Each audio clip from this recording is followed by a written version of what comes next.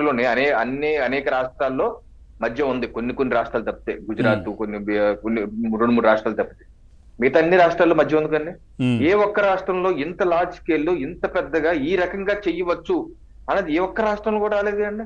ఇదేంటండి, ఇప్పుడు డిస్టిలరీస్ నుంచి ఎక్కడి నుంచి అయితే మనం కొంటామో అక్కడి నుంచే డబ్బుల్ని డైరెక్ట్ గా తీసుకుంటమే కాదు, రకరకాల మెథడ్స్ లో మ్యూల్ అకౌంట్స్ అంట, మ్యూల్ అకౌంట్స్ తో వెళ్ళాయని చెప్పి అంటున్నారు. అంటే ఏంటి, ఒక కూలీ నాలి చేసుకున్నటువంటి వ్యక్తుల యొక్క ఆధార్ కార్డు, బ్యాంక్ అకౌంట్ తీసుకుని వాళ్ళ పేరు మీద డమ్మీ అకౌంట్స్ సృష్టించి వాళ్ళ ఖాతాలో డబ్బులు వేయటం, అలాగే డమ్మీ డొల్ల షెల్ కంపెనీస్ క్రియేట్ చేయటం, ఆ షెల్ కంపెనీ చేయటం, లేకపోతే నగదు ఈ యొక్క డిస్టరీస్ నుంచి నేరుగా నగలమ్మే దుకాణాలకి పంపించడం, అక్కడి నుంచి కడ్డీల రూపంలో, లేకపోతే బంగారం రూపంలో, లేకపోతే వెండి రూపంలో, బంగారం రూపంలో స్టాక్ చేశారని చెప్పి సమాచారం వస్తుంది.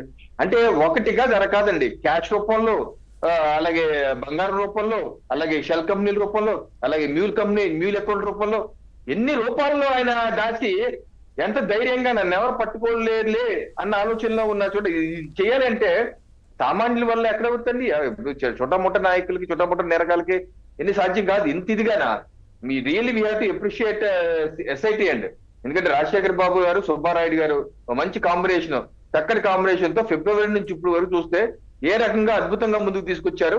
ఈ రోజు అగ్నిగా వాయువు తోడైనట్టుగా ఈడీ కూడా రంగప్రవేశం చేసి పొద్దు నుంచి సాయంత్రం వరకు 100కు పైగా ప్రెసిడెంట్ కేసీరెడ్డి రాజశేఖర రెడ్డి గారిని అడగటం విషయం మనం చూసాం. సో ఇది ఒకటొకటిగా ఆ యొక్క మనీ ట్రైల్ రివీల్ అవ్వాల్సిన అవసరం ఉంది పవన్ గారు.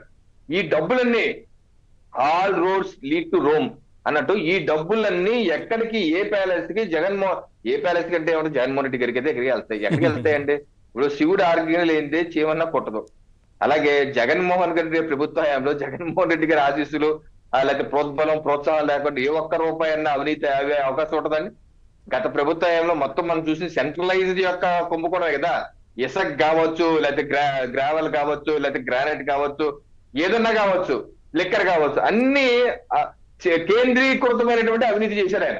అన్ని ఆయన చేతిలోనే పెట్టుకున్నాడు. సో ఇది కూడా అబ్వియస్ గా ఆయన దగ్గరికే వెళ్తాయి. కాకపోతే ఏంటి, సాక్ష్యాధారాలు రావాలి.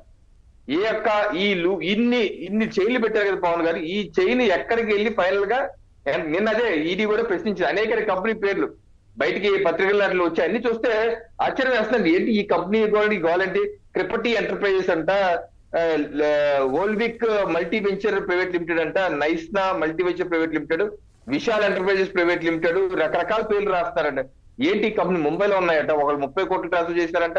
ఇది డిస్టరీస్ నుంచి నేరుగా ఇది అకౌంట్ ట్రాన్స్ఫర్ చేయటం, క్యాష్ పంపిణీ చేయటం. ఇప్పుడు జగన్మోహన్ రెడ్డి గారు మొన్న ప్రెస్ మీట్ పెట్టి చక్కగా నోట్లో ఏలు పెట్టుకున్నట్టు ఒక ప్రశ్న అడిగారు.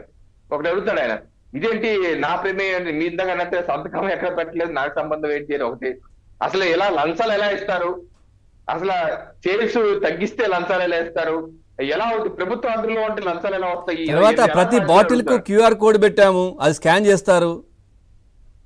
సరే బాటిల్ కి పెట్టారు, ఇప్పుడు బాటిల్ మిస్ అయింది అని కాదు కదా కేసు. అటగా సార్, బాటిల్ కు క్యూఆర్ కోడ్ పెట్టింది దేనికి? ఏ మద్యం డిస్టరీ నుంచి వచ్చిన మద్యం ఎంత అమ్ముడు పోయింది, సో వాళ్ళు ఎంత కమిషన్లు ఇవ్వాలి, సో ఇది పెట్టారు. కానీ పూర్తిగా ఈ అసలు గూగుల్ పేలు కావచ్చు, ఫోన్ పేలు ఇవి లేవు కదా. అవునండి. ఇప్పుడు ప్రాబ్లం ఏంటంటేనండి, నేను మొన్న అడిగిన ఆయన ప్రశ్నలు ఏమంటారంటే, ఒక ఆరోపణ మా ప్రభుత్వం మీద ఏం చేశారంటే, ఇప్పుడు మీరు ప్రైవేట్ ఆధ్వర్యంలో వేలాది మద్యం దుకాణాలు వచ్చేసినాయి, ఆ ప్రైవేట్ మద్యం దుకాణాలతో ఎమ్మెల్యేలు కొమ్ముక్కైపోయి అందరు కలిసి డిస్టిలరీస్ కి కావాల్సిన డిస్టిలరీస్ కి ఆర్డర్ పెట్టుకొని డబ్బులు తింటున్నారు అని చెప్పి ఆరోపణ చేశారు మా ప్రభుత్వం మీద. అంటే ఏంటి, ఆ ఆరోపణలో ఆయన ఒక విషయం ఏం చెప్తున్నాడంటే, డిస్టరీస్ ద్వారా డబ్బులు తీసుకోవచ్చు, లంచాలు తీసుకోవచ్చు ఎస్టాబ్లిష్ చేశారు కదా, ఆయన ఒప్పుకున్నారు కదా. మొన్న వరకు ఏమన్నాడు, డిస్టరీస్ మాకు ఎందుకు డబ్బులు ఇస్తానన్నాడు. ఇప్పుడేమంటున్నాడు, ఎమ్మెల్యేలు వీళ్ళందరూ వేలాది మంది కుమ్మక్కయ్యి వాళ్ళు ఇండివిజువల్ గా పెట్టుకున్నటువంటి ఆర్డర్లు వాళ్ళకి కావాల్సిన వాటిని ఆర్డర్లు పెట్టించి ఆ డిస్టరీస్ డబ్బులు తీసుకుంటా అన్నారు. ఇప్పుడు మొన్న వరకు కాదు అన్నది ఇప్పుడు ఆయన అన్నాడు, నిజం అలా ఊర్తి అని కూడా ఆయన చెప్తున్నాడు. అంటే ఆయన దొరికిపోయాడు. ఇప్పుడు ఒక ప్రశ్న ప్రజలందరూ గుర్తుపెట్టుకోవాల్సి ఏంటంటే, ఇప్పుడు రాష్ట్రంలో వేలాది మద్యం దుకాణాలు ఉన్నాయండి. వేలాది మంది ఎమ్మెల్యేలు వాళ్ళు డిస్టరీస్ కి ఆర్డర్ పెడితే డబ్బులు తీసుకుంటాం కన్నా మొత్తం ఆర్డర్ వ్యవస్థ అంతా ప్రభుత్వ చేతుల్లోనే పెట్టుకొని ప్రభుత్వమే ఆటోమేటిక్ గా కాకుండా మాన్యువల్ ఆర్డర్స్ డిస్టిలరీస్ పెడితే ఇంకెంత డబ్బు తీసుకోవచ్చు, వాళ్ళు తీసుకునే వాళ్ళు వికేంద్రీకరించి ఒక నిమిషం అదే నిజం అనుకుందాం, ఒక నిమిషం జగన్మోహన్ చెప్పింది నిజం, ఒకవేళ మీరు చెప్పింది నిజమైతే ఆ ఎమ్మెల్యేలు లేకపోతే ఆ యొక్క మద్యం దుకాణాలకి 100 రూపాయలు లేకపోతే 10,000 1,00,000 వస్తుంటే మీ ప్రభుత్వ హయాంలో కేంద్రీకృతంగా డిస్టిలరీస్ ఆర్డర్ పెట్టారు కదా, అప్పుడు మీరు ఎన్ని వేల కోట్లు 100 కోట్లు తినే అవకాశం ఉంది? ఒప్పుకున్నట్టే కదా మీరు. అంతే కదా. జగన్మోహన్ రెడ్డి గారు బాగా ఒప్పుకున్నట్టే. మాట వరకు డిస్టిలరీస్ సంబంధం ఏంటి, వాళ్ళు ఎందుకు ఇస్తారు, వాళ్ళ యొక్క సేల్స్ పడిపోతే ఎందుకు ఇస్తారు, సేల్స్ పెరిగితే ఇస్తారు కదా, ఇలాంటి సొల్లు కబుర్లు చెప్పారు ఆయన. అలాగే ఇంకోటి ఏం చేశారు ఆయన హయాంలో, అదే డిస్టిలరీస్ తయారు చేస్తున్నటువంటి మెటీరియల్ నాసి రకంగా, అంటే 10 రూపాయలకి తయారయ్యే మామూలు జనరల్ గా 10 రూపాయలు తయారయ్యే మెటీరియల్ ఒకటి ఉంటే 5 రూపాయలకి తయారు చేయించాడు. 5 రూపాయలకి జగన్మోహన్ రెడ్డి తయారు చేయించి నాసి రకం ఉత్తి స్పిరిట్ ఆరోగ్యం పాడైపోయే తయారు చేయించి ఆ డిస్టిలరీస్ వాళ్ళకి 100 రూపాయలు ఇచ్చి వాళ్ళ దగ్గర నుంచి డబ్బులు తినేశారు. అలాగే డిస్టిలరీస్ నుంచి రూట్ అయిపోయిన డబ్బులన్నీ ఈ రకంగా పెద్ద స్కామ్ సృష్టించారు. అది 1000 కోట్లు 3,500 కోట్లు అని చెప్పేసి అంటున్నారు. ఇంకెన్ని కోట్లు తెలితో చూడాలి. ఈ రకంగా ఆయన ప్రభుత్వ హయాంలో చేసినటువంటి అవినీతికి ఆయనే మన ప్రెస్ మీట్ లో ఇలా జరగచ్చు కాదన్న వ్యక్తి చేయొచ్చు అనేది ధృవీకరించినట్టు అయింది. మరో అంశం, దీనిలో ఇన్వాల్వ్ అయినటువంటి అధికారులు పవన్ గారు, ఇప్పుడు కొంతమంది అధికారులు ఎలా ఉన్నారంటే, ఇప్పుడు సత్యప్రసాద్ గారు ఉన్నారు ఒక అధికారి, దీనిలో ఆల్రెడీ A3 A4 గా ఉన్నారు. ఆయన యాక్చువల్ కింగ్, ఇది మొత్తం ఈ డిజైన్ కి ఆయనే అని చెప్పేసి అంటున్నారు. నాకు వచ్చి వచ్చిన సమాచారం ప్రకారం ఆ సత్యప్రసాద్ గారు వచ్చేసి పెద్దిరెడ్డి రామచంద్రారెడ్డి గారి మిసెస్ తరపు బంధువు కాదు, ఫ్యామిలీ ఫ్రెండ్స్. ఏదో మొత్తానికి ఆ పూజ ఆయన ఏదో ముహూర్తాలు పెడతారంట వీళ్ళ నాన్నగారు, సత్యప్రసాద్ గారి నాన్నగారు ముహూర్తాలు పెడతారంట మిసెస్ తరపు, అలా రిలేషన్ ఉందండి. సో ఈయన్ని సత్యప్రసాద్ గారిని ఆయనకి IAS లేదు, కాన్ఫర్డ్ IAS ఇస్తామని చెప్పి ఆయన్ని మొదటి నుంచి వాళ్ళ అండర్లో తీసుకొని ఆయన ద్వారా, అలాగే కృష్ణమోహన్ రెడ్డి ఏదో ఓఎస్డీగా ఉన్నారు, ఆయన కూడా గతంలో కూడా నేర చరిత్ర ఉన్నటువంటి కొంతమంది ఆరోపణలు ఉన్నాయి. ఎందుకంటే మోనికా బేడీకి ఫేక్ పాస్పోర్ట్స్ ఇచ్చిన కేసులో కర్నూలులో RDOగా అప్పుడు ఆయనే ఉన్నారు 20 ఏళ్ల క్రితం.